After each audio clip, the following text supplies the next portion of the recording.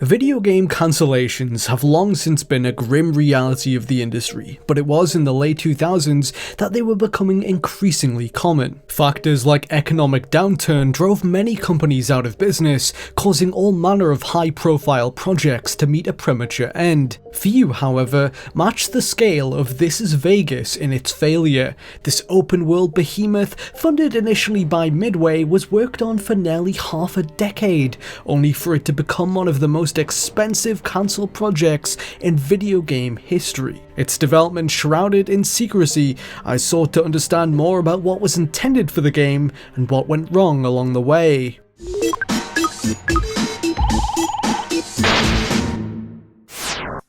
The initial idea for This Is Vegas is said to have originated from Midway CEO David Zucker, according to sources from the company. In 2005, he had reportedly written the first draft of a pitch for a game set in Las Vegas. In these early days, little about it was set in stone, other than that it would be an open-world crime game. The project would gain a stronger sense of direction when it was handed off to Surreal Software, a development house that Midway had purchased in April 2004. The acquisition came after their partnership over horror game The Suffering, which performed above Midway's expectations. Sources familiar with the Vegas project claim that several different creative leads were placed in charge of it, none of whom were able to come up with ideas that satisfied Midway's higher-ups. One by one they were replaced, as different visions for the game were unceremoniously rejected. Eventually, Surreal delivered a pitch that lived up to Midway's expectations. This proposal imagined a sprawling Las Vegas sandbox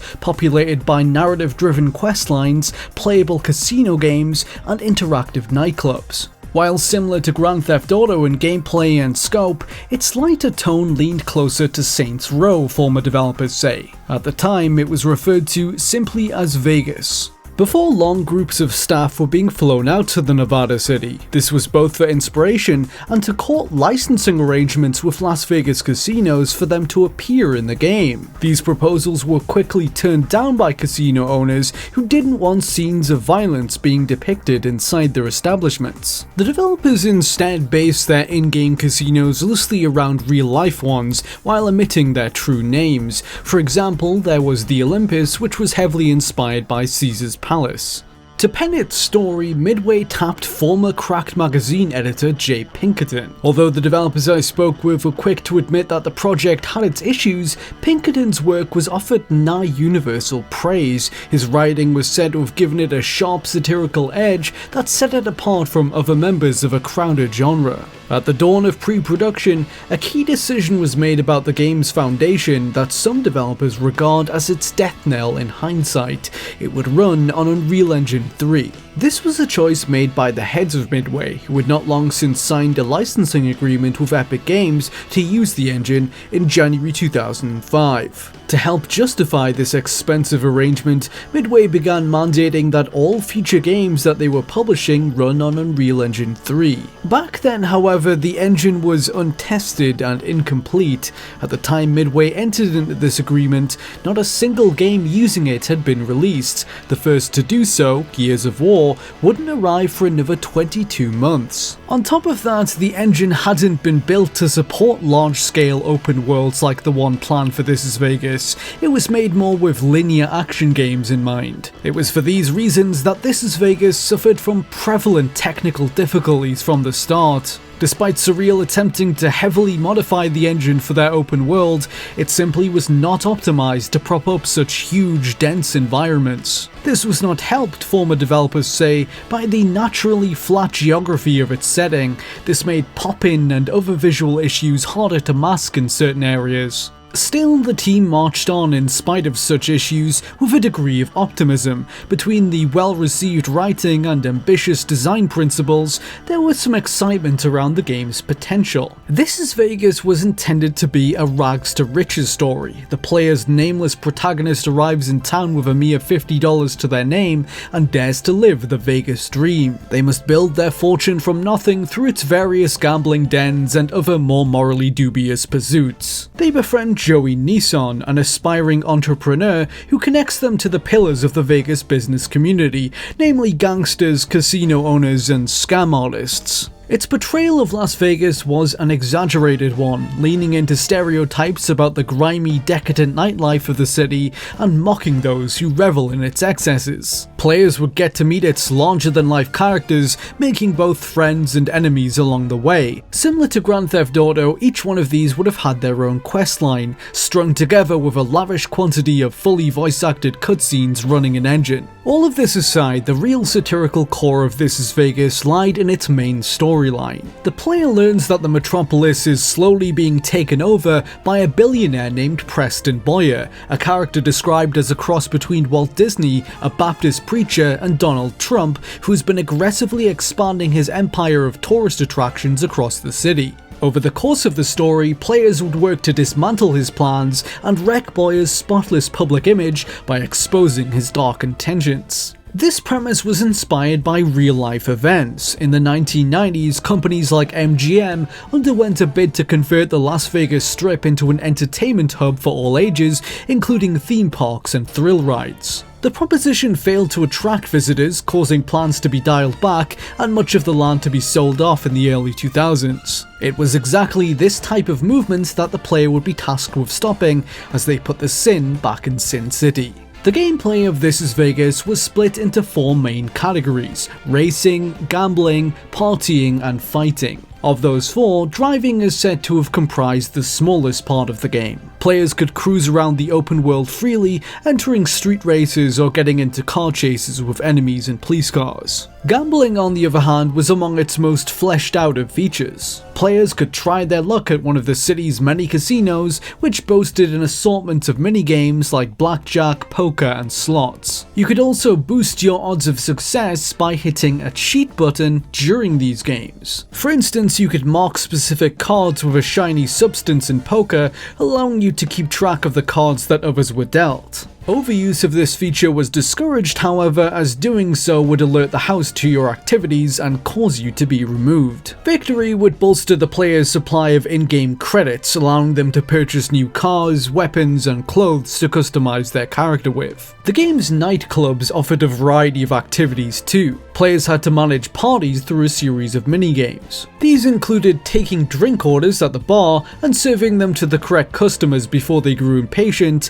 and dancing, the latter of which was a rhythm-based affair that encouraged player expression. By tapping different buttons in time with the music, players could activate different dance moves. Completing successful combos would bring more people to the dance floor and have the party cheering you on, whereas less skilled play would cause them to ridicule you. Successfully completing tasks and building up the party's energy would fill a buzz meter in the bottom left of the screen. This would allow you to pull off a context-sensitive special move such as a dance maneuver or a deadly knockout punch. With that said, players could also enjoy making a fool of themselves by over-drinking, which would cause their character to stumble about vomiting and render dancing impossible. These effects could be alleviated by urinating.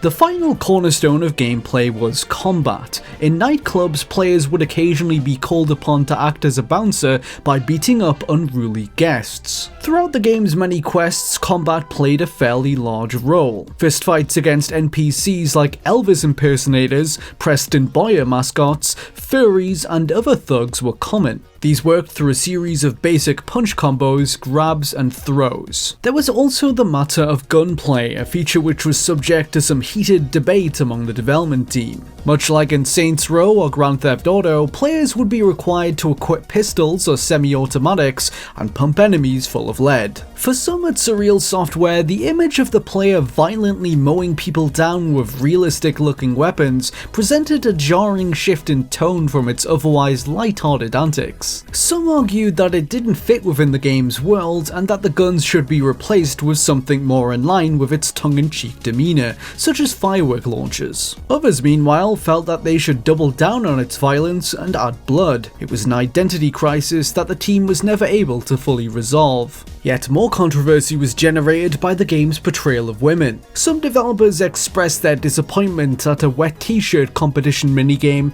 being given a disproportionate amount of attention when This Is Vegas was shown to the press, despite it apparently comprising a tiny portion of the overall experience. Some worried that this may have worked to cheapen the game's public image. The The title was first announced in February 2008, kicking off a series of exclusive preview articles on IGN. It was being developed for Xbox 360, PS3, and PC. It was originally slated to be released within that same year, but was delayed to 2009 just 4 months later. Development sources claim that the project was being held back by a combination of technical problems and an ever-expanding list of demands from Midway, who wanted the game to be as feature-rich as possible. Its aforementioned engine issues were reportedly being exacerbated by Midway's tech-sharing initiative, whereby assets from different games were being shared between its various studios to cut costs. A former Midway developer said, "Tech sharing is always one of those game development dreams that seems like a fantastic idea, but is taken too far and it becomes more work to share than to just make it yourself." Add on to that Unreal dropping in updates to the engine, and the core engine would be down for months while integrations happened. Then each studio would have to merge for a month, and it was just a nightmare. All told, This Is Vegas was slipping well behind schedule. To many people, the project already seemed doomed, destined to be crushed beneath the weight of its own ambition. Its future was made more uncertain by mounting financial pressure being placed upon Midway, which had been losing money for years. The publisher had not reported a profit since the year 2000 and had lost a reported $258.9 million between 2005 and 2008 alone. To stay afloat, they had been receiving loans from National Amusements, a business set up by Midway's majority shareholder Sumner Redstone. The billionaire businessman had supported Midway through its decline, enabling them to plot a comeback to greater prominence in the game industry. They had hoped to do this through a series of big-budget releases, including Stranglehold, a John Woo-helmed third-person shooter starring film actor Chow Yun-fat. Some of these efforts, such as crossover fighting game Mortal Kombat vs DC Universe, found success. Others, like Wheelman, an action game featuring Vin Diesel in the lead role, struggled to recoup their steep production costs. In October 2008, the global financial crisis cut into Redstone's private fortune, forcing him to sell over $200 million worth of stock in Viacom and CBS. Scrutiny grew of the media mogul's investments among press outlets like the New York Times, many of which pointed to Midway as the cause of his misfortunes. To this day, some former Midway employees reject this diagnosis, claiming that Midway was not to blame for the billionaire losing a fraction of his net worth, in spite of the game publisher's evident financial strife. Regardless, the media had worked to paint Midway as the weak link in the Redstone empire. Shortly after these pieces were published, Midway's life support was effectively pulled. National Amusements stopped supplementing them with loans, and Redstone sold off his Midway shares in December 2008. The company now faced a slow but inevitable descent into bankruptcy. Their developers around the world worked through increasing instability, with the possibility of redundancy looming over their heads. Numerous Midway-funded projects were cancelled in these final days, but a glimmer of hope flickered on the horizon for This Is Vegas. Warner Brothers had begun the process of buying Midway out in May 2009, acquiring all of its assets and 2 of its studios for a reported sum of $49 million. Surreal Software had been included in the acquisition. It was acquired by WB, who had also agreed to publish This Is Vegas, rescuing it from cancellation. The transitionary period wasn't without its hardships, however. A number of layoffs were experienced as Surreal staff were trimmed by its new parent company, damaging morale at the studio. Initial ideas for post-launch DLC for Vegas had been scrapped too. During its time under Midway, Surreal's creative director Alan Patmore spoke of these plans in a GameSpy interview. "A big part of the experience is built around downloadable content. Vegas is a perfect location for that. They're constantly reinventing the city," he said. Players would have been able to drive up to a vacant lot or construction site on the Las Vegas Strip, purchase it with real money via an in-game menu, and then be able to enter that casino or other facility once the transaction was complete. Development continued through into 2010. No new trailers or updates had been shared since 2008, leaving its fate unclear to the public for the time being. Problems with the engine had persisted. Its open world, rife with NPC activity, still suffered from performance issues. Substantial progress had been made in other areas, such as its robust character customization options and cutscenes. A first-pass script is said to have been written out in its entirety, and missions were starting to take shape. Over the course of the game, the player would meet various colourful characters throughout the city who they gradually recruit to their cause. The people of Vegas are initially naive to Preston Boyer's plan, but the main character eventually earns their trust by completing jobs for them. These would have included helping out a struggling casino by distributing ads and protecting a sleazy politician who is indebted to the mob. Realizing that Boyer's gambit to sanitize Vegas will drive them all out of business, the protagonist finds new allies among its business owners and their access to higher class venues expands. They meet Boyer's daughter Missy, who is initially an enemy but is able to be convinced of her father's dark side. He has been hiring thugs to murder his opponents and plots to rig the next mayoral election to place a close associate of his in power. Missy and the main character team up to unravel his schemes and manage to recover a container of stolen ballots. Boyer's pick for the election, film actor Werner Schwarzenegger, a parody of Arnold Schwarzenegger, is exposed to have cheated on live TV and goes berserk. You would have fought him in a lengthy boss encounter before the conflict is abruptly diffused by the player offering him a multi-picture film contract, which he accepts without hesitation. Enraged by Schwarzenegger changing his allegiances over something so trivial, Boyer shoots him before turning the gun on Missy and the player. On the roof of Boyer's hotel, a standoff ensues. The player finally stops him by summoning their over-enthusiastic assistant Bryant, who knocks Boyer off the roof into a swimming pool below. After his meltdown on live TV, Boyer's public image is irreparably ruined and Vegas turns on him. The end. According to members of the team, around 90 minutes of cutscenes were being prepared in total. The voice acting was fully recorded and initial first-pass versions of cinematics had been completed. Over a year's worth of work had been sunk into the project during its time under Warner Bros. When in summer 2010 the publisher began expressing doubts about it. By August, the game was canned. The reasoning behind this outcome is multifaceted. This Is Vegas was a substantial investment for the two publishers that had shepherded it. It had been in development for 4.5 years, with around 200 to 300 staff members working on it in various roles. That includes outsourced work like 3D modeling and quality assurance. At the time of cancellation, a grand sum of around $60 million had been spent on it between Midway and Warner Bros. One staffer estimated that a further $15 million would have been needed to get it over the finish line. Unfortunately for them, WB was unwilling to take such a gamble on this costly and unproven new IP, the development of which had proven problematic. Another factor in the decision was Warner Bros. Taking issue with some of its content. This Is Vegas was intended to be a dark comedy with an edgy sense of humour that took aim primarily at the rich and powerful. Celebrities, politicians, and other members of the 1% all found themselves lampooned. Parody versions of figures like Val Kilmer, Frank Sinatra, and Arnold Schwarzenegger could be encountered throughout, an apparent source of friction with the top brass at Warner Bros. Some of the celebs mocked by the game were associates of WB, such as Mr. Schwarzenegger, who had worked with them on the Terminator movies. The game's insistence on not pulling its punches was ultimately a point of contention for the publisher, who didn't want to jeopardize relationships with their clientele.